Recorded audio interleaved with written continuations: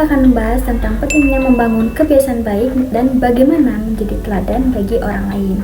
Sebenarnya kebiasaan baik itu tidak selalu berupa tindakan besar atau hal-hal yang rumit. Kebiasaan baik justru dimulai dari hal-hal kecil yang kita lakukan setiap hari, yang lama-kelamaan membentuk karakter kita. Misalnya bersikap sopan saat berbicara, menghargai pendapat orang lain, menjaga kebersihan, atau menepati waktu. Meskipun tidak sederhana, kebiasaan kecil seperti ini punya pengaruh besar terhadap setiap diri kita dan bagaimana lingkungan melihat kita. Kebiasaan baik sangat penting karena dari situlah karakter terbentuk. Karena kita membiasakan diri untuk berperilaku positif, kita menjadi pribadi yang lebih bertanggung jawab, lebih percaya diri, dan lebih mampu menghargai orang lain.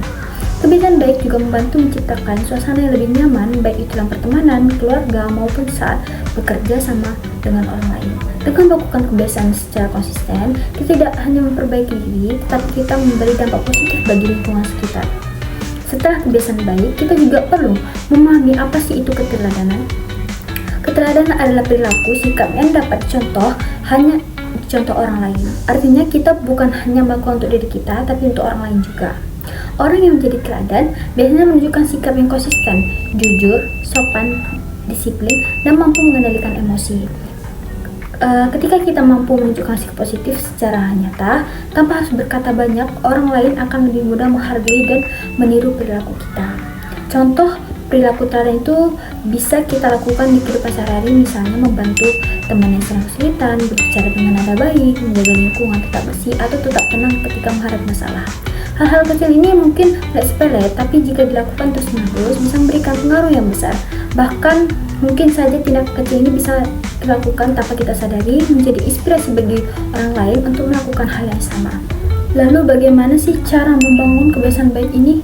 Kuncinya adalah mulai dari hal-hal kecil, lakukan secara konsisten. Kita tidak perlu menunggu hal momen khusus atau perubahan besar. Mulai dari diri kita sendiri, seperti membiasakan diri, berkata yang baik, menjaga sikap, atau mengendalikan emosi.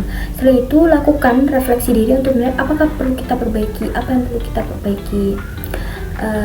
Kebiasaan baik akan tumbuh sedikit demi sedikit dan menjadi bagian dari diri kita.